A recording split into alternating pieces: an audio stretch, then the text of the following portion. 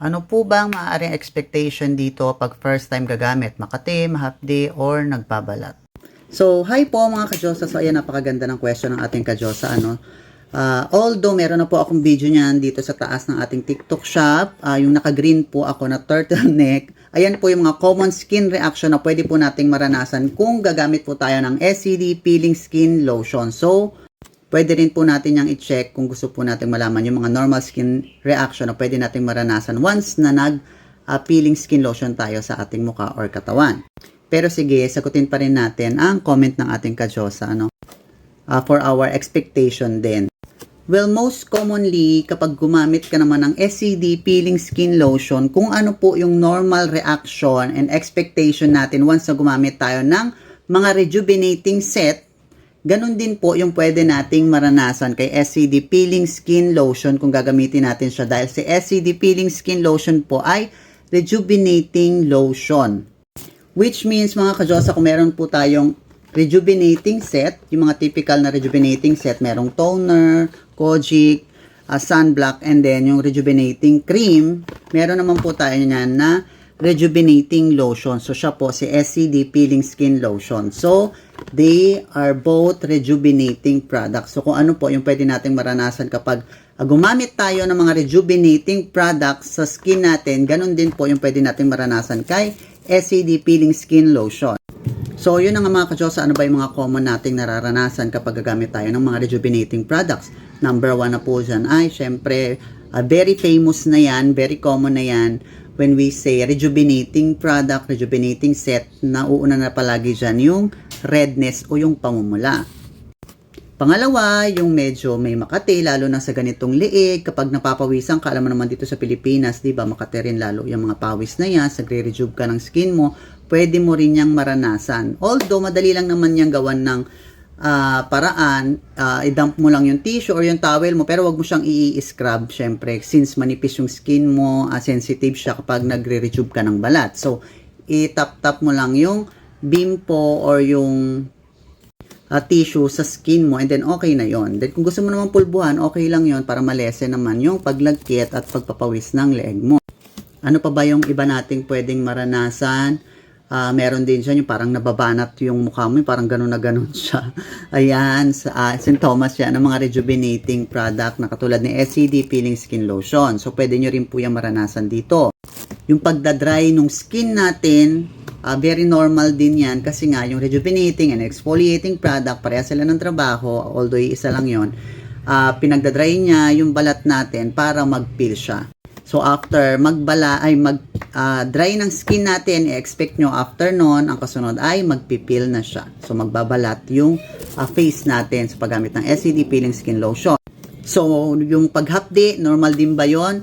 Most commonly, second day, third day to fourth day, yan, nag-uumpisa na po nating nararanasan yan.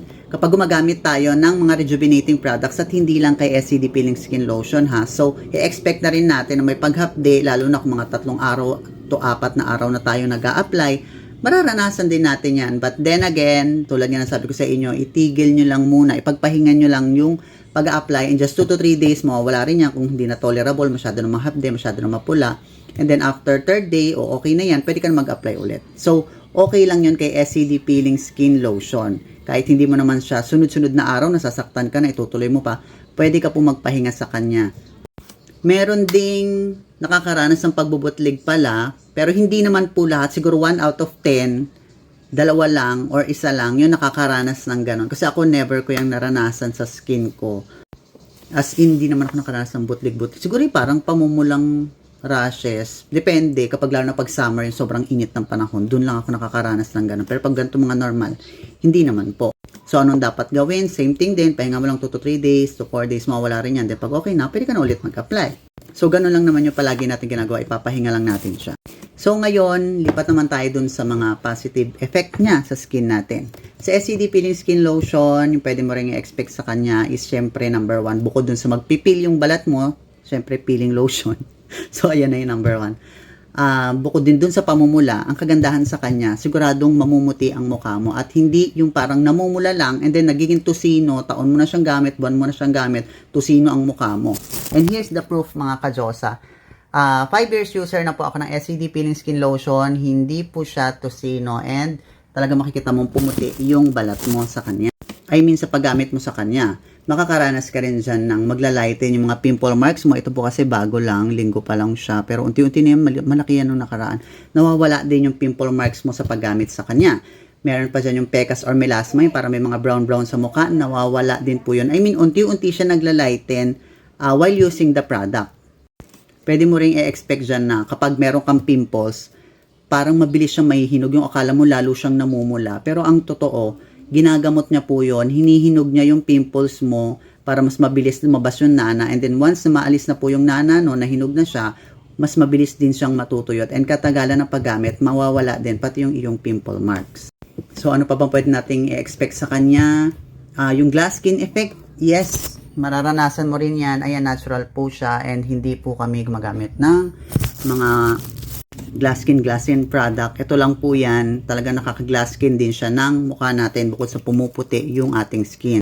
So ayan, medyo nauubusan ako ng idea mga ka-Diyosa, pero yan yung mga mostly na pwede nating i-expect na mararanasan natin once na gumamit po tayo ng SCD Peeling Skin Lotion, and that usually will last for 2 to 3 weeks ng paggamit natin ng SCD Peeling Skin Lotion or ng any rejuvenating product. So, yun lang mga ka-Diyosa, and hopefully nasagot ko yung ilan sa yung mga katanungan. And have a great day again. Bye-bye!